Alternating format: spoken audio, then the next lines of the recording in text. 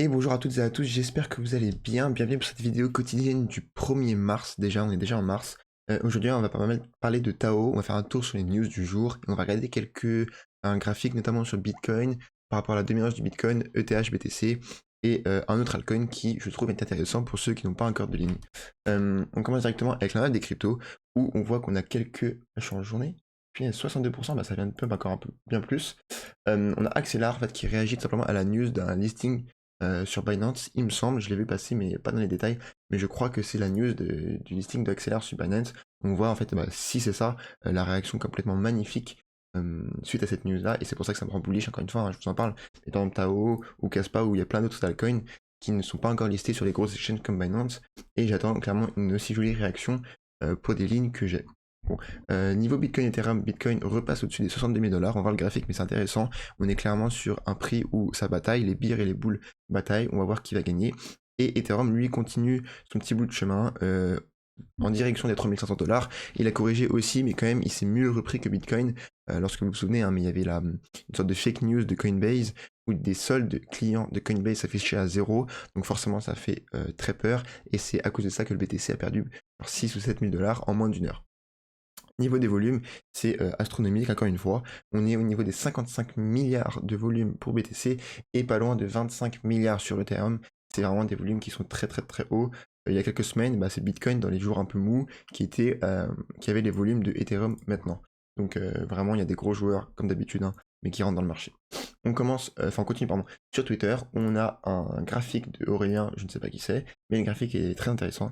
En fait, c'est pas que sur les cryptos, c'est un peu plus une vue d'ensemble, un peu plus une vue simplement sur l'investissement, on va dire, mais ça compare en fait la taille du patrimoine des personnes avec le pourcentage des types d'actifs qu'ils ont dans leur patrimoine du coup.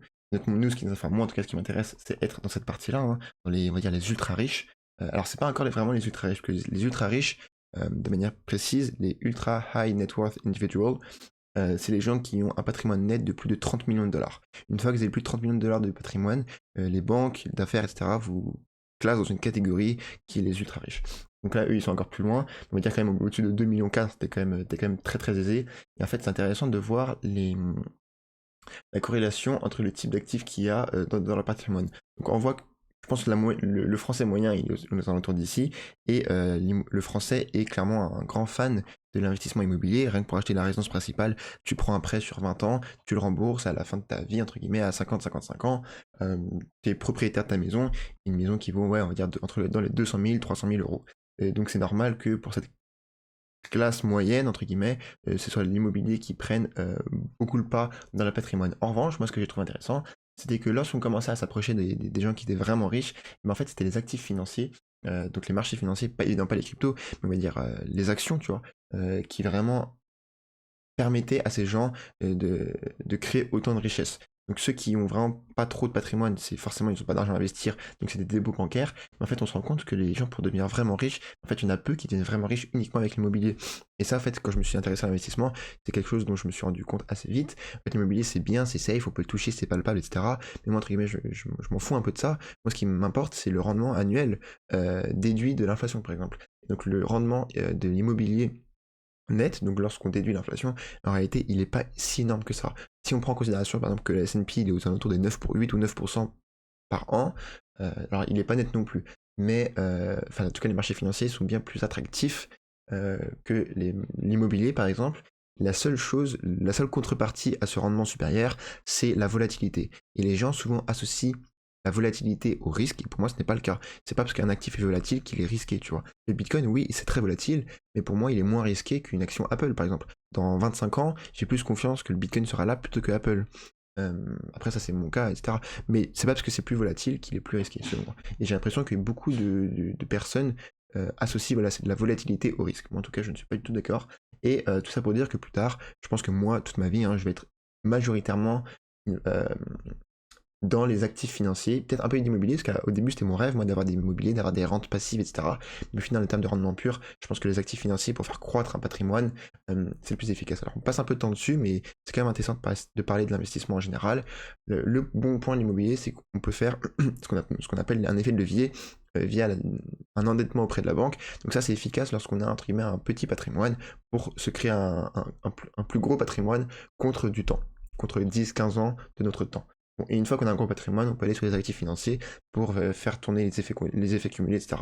Moi, en fait, l'effet de levier, je le vois où? Moi, je le vois dans les cryptos. Et c'est pour ça que je suis à fond dans les cryptos, parce que vraiment, je pense que c'est une opportunité d'avoir un effet de levier euh, sans s'endetter, de faire x10, x15 sur un patrimoine en quelques années. C'est quelque chose qui n'existe pas et qui, selon moi, ne va pas durer, parce que d'un moment, tout le monde sera au courant et plus tout le monde sera dessus, moins cette opportunité restera vivante. Voilà pour l'investissement. Ensuite, revenons un peu plus au niveau des cryptos. On a ici un screenshot de la marketplace de Flux. Flux, c'est un projet que j'ai en portefeuille, j'en parle pas beaucoup, mais j'en ai quand même pas mal. Non, je dois être, je suis aux alentours des 1%, oui, c'est pas beaucoup, mais c'est quand même quelques, j'allais dire la somme, mais du coup après, vous alliez pouvoir savoir mon portefeuille, mais c'est quand même quelques dollars, on va dire. Et je suis en votre x2 et x3 dessus. C'est un projet qui est sous-coté selon moi. Il fait pas d'un excellent marketing. Ah bah tiens, je le voulais même pas. Il fait pas d'un excellent marketing, mais ça build. Tu vois, donc à la fin, je pense que les efforts vont finir par payer. Il a déjà fait une très bonne performance par rapport à mon prix d'entrée et je suis très bullish dessus. C'est un projet qui est vraiment solide. Ensuite, c'est très intéressant. C'est Tim Buckley, qui était le CEO de Vanguard, qui a step down, donc qui a resign, hein, qui a démissionné de son poste de CEO à Vanguard. Donc quand c'est comme ça, généralement pour les gros postes, tu ne démissionnes pas. On te fait clairement comprendre qu'il faut que tu démissionnes, sinon on va te virer dans les 2 mois qui arrivent. Et voilà, c'est plus clean, on va dire, si tu démissionnes. Et ça arrive juste un mois après que Vanguard a banni tous les ETF Bitcoin de leur plateforme. Alors je ne sais pas si vous vous souvenez ou si vous avez suivi, mais lorsque les ETF ont été acceptés, tout le monde avait un engouement pour les ETF Bitcoin, sauf Vanguard, qui disait nous on veut pas les lister, on veut pas les prendre, et du coup à cause de ça ils ont perdu énormément de clients, toute la communauté crypto, ils ont perdu beaucoup de clients vraiment, et un mois plus tard on a le CEO de Vanguard, donc c'est le mec, un king quoi, qui démissionne, donc forcément moi je pense que c'est en partie, si ce n'est en grande partie, à cause de cet acharnement contre les ETF Bitcoin, et au final, tu vois, t'essaies de bannir Bitcoin, c'est toi qui te fais ban, donc c'est assez rigolo, et je pense que c'est clairement lié. Ensuite, on a une news, c'est Tangem, je pense que je vais en acheter une, qui a publié sa roadmap, où on a en avril-mai, on pourra mettre nos Tao sur Tangem. Je ne sais pas si on pourra les staker dessus, etc. J'imagine que oui, parce qu'en vrai, sinon, ça tue un peu l'utilité. Mais en tout cas, ça va faire plaisir d'avoir vraiment un cold wallet pour pouvoir stocker ces Tao, pardon. Et clairement, dès qu'ils vont implémenter le réseau Bitensor sur Tangem, je vais délaisser mes ledgers et je vais passer sur Tangem. Je sais pas comment on le prononce toujours, mais clairement avec Ledger, avec les fuites de données, etc., il y a pas mal de polémiques dessus, clairement, moi ça me dérange pas du tout de changer mon fusil d'épaule. Et ensuite, encore une fois, on a une autre news assez intéressante de Kraken qui dit Just In, évidemment c'est pour mettre en mode urgence, attention, donc Just In, not down, donc en mode nous, on est encore en train de fonctionner.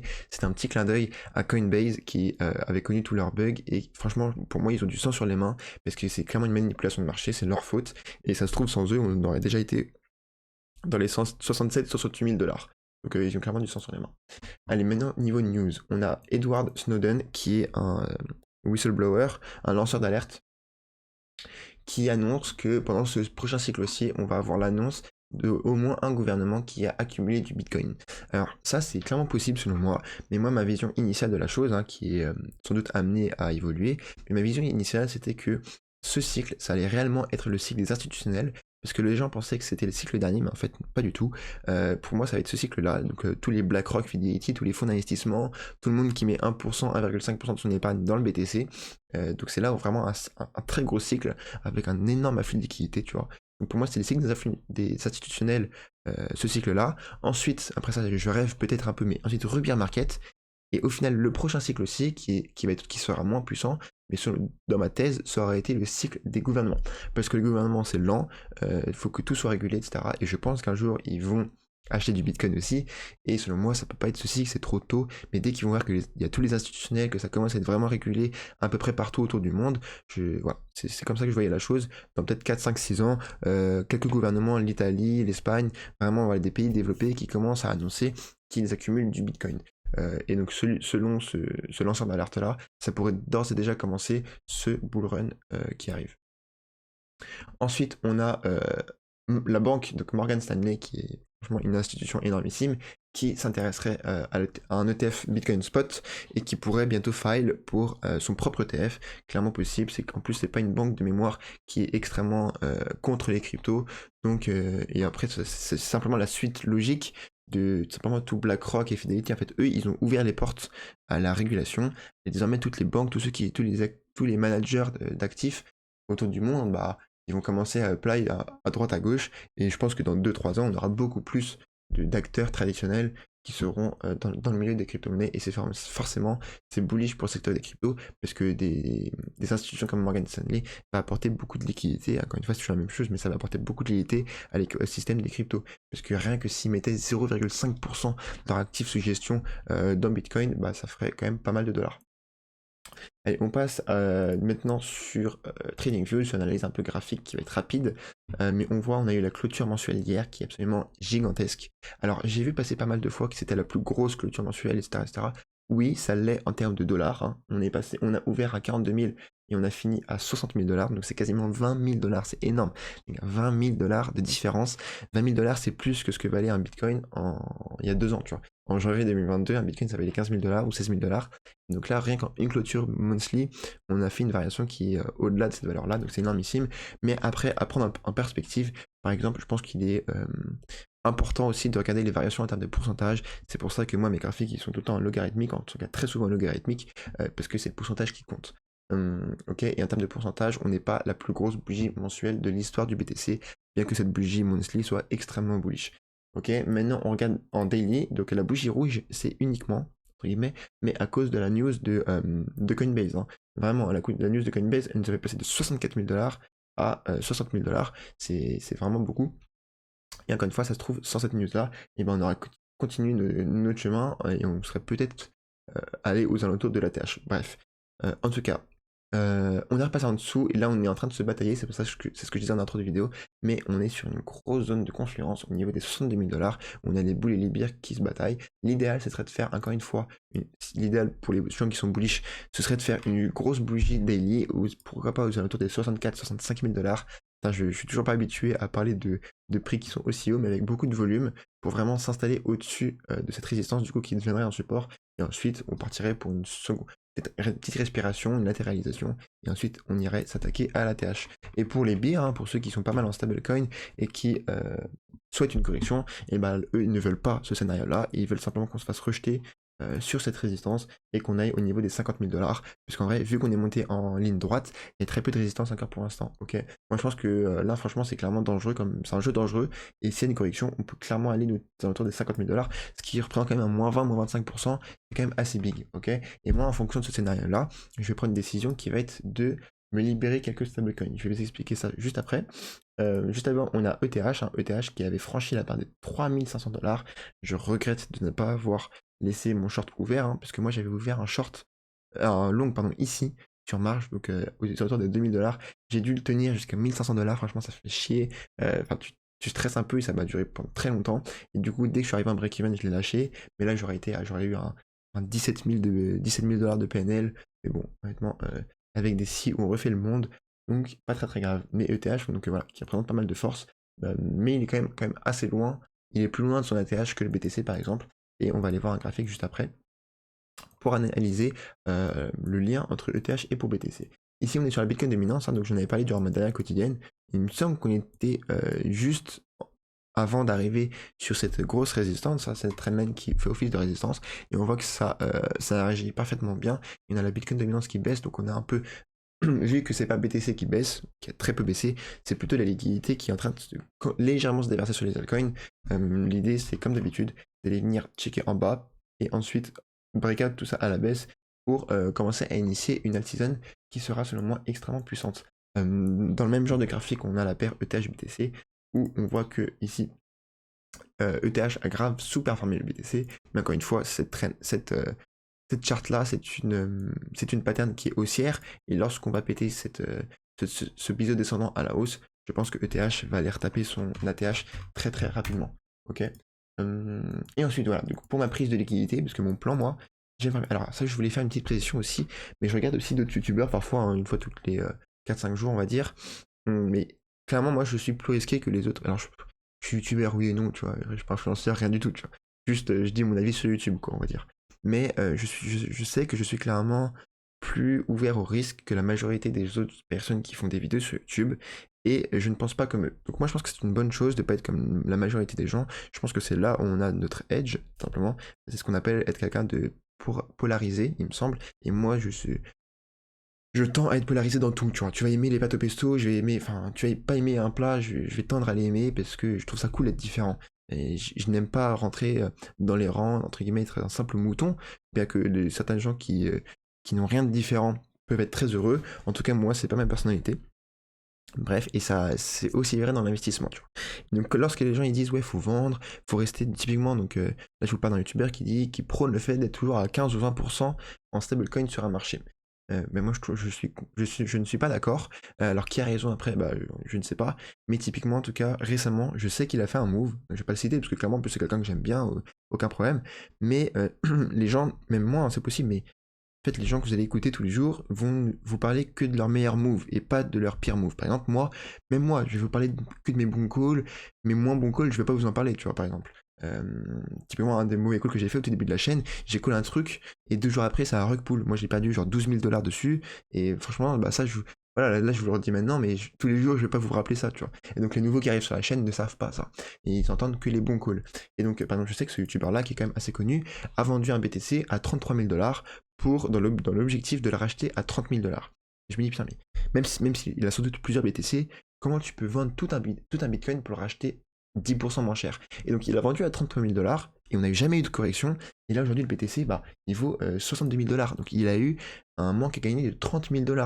Et ça, franchement, on n'entend jamais le dire. Et pour moi, ça, c'est une conséquence du fait de vouloir trop être en stablecoin et de vouloir jouer le trader pour 10%.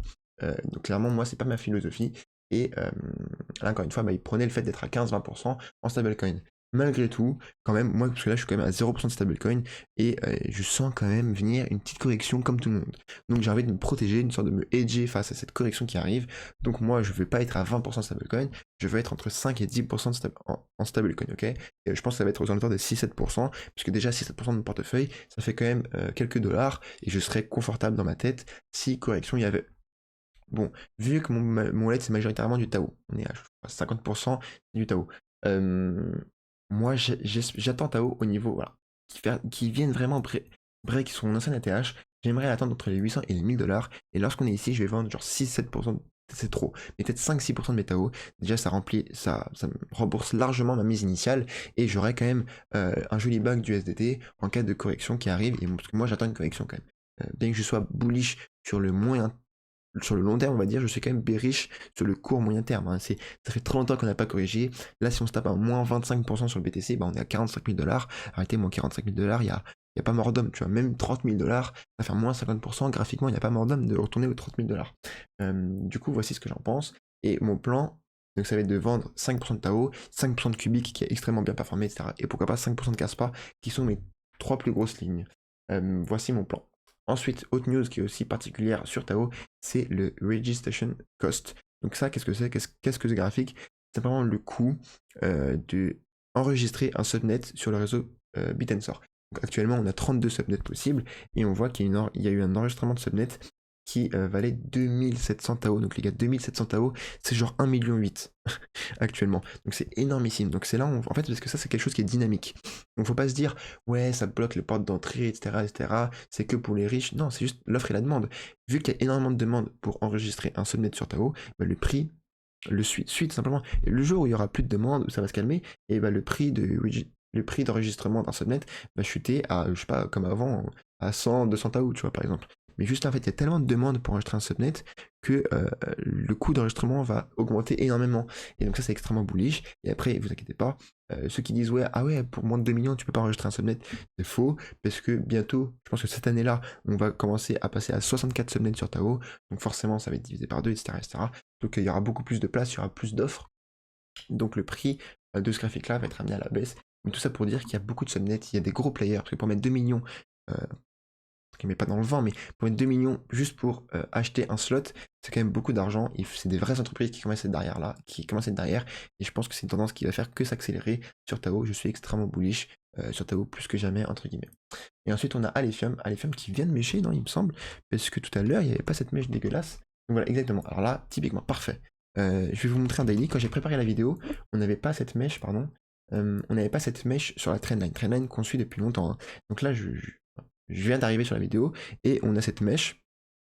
Hop, donc c'est pour ça que l'analyse graphique peut être très forte. Cette trendline, on l'a depuis des semaines. Et en fait, si on n'a pas de position sur LFM, regardez à quel point c'est précis, à quel point c'est passionnant. Mais on est venu mêcher pile poil sur la trendline, tu vois. Donc peut-être qu'on va passer en dessous, peut-être qu'on va clôturer en dessous, peut-être. Mais l'analyse graphique, ça sert à, lorsqu'on était ici, à mettre des ordres d'achat ici. Hop là. Et là, lorsque vous avez eu la mèche, il y a très peu de chances que vous soyez devant les écrans, et ben l'ordre il passe automatiquement et vous avez un très bon prix d'entrée sur Alephium par exemple. Et donc moi quand j'ai préparé la vidéo, j'allais vous dire ça va être intéressant de commencer à initier votre ligne sur Alephium au niveau de cette trendline là. Donc là par exemple c'est un bon point d'entrée pour moi si vous n'avez pas de ligne. Typiquement là si j'ai pas de ligne, je mettrais je pense 30-40% de tout mon bag que je voudrais allocate sur Alephium ici, et j'attendrai pourquoi pas, parce que s'il y a une grosse correction sur BTC, c'est sûr qu'on va aller casser cette trendline à la baisse, et on reverra potentiellement un Alephium autour des 2,5, entre 2,5 et 3 dollars, et ce sera des bons prix pour initier et pour finaliser votre ligne sur Alephium, qui est selon moi un excellent projet. J'ai fait une vidéo sur la chaîne, si vous ne l'avez pas encore vue. Écoutez, vidéo assez longue mais assez complète je pense, on a parlé un peu de finances traditionnelles, de les projets en détail, ETH, BTC, etc. Donc assez content. Je vous souhaite une excellente fin de journée et je vous dis à demain pour la daily. Ciao.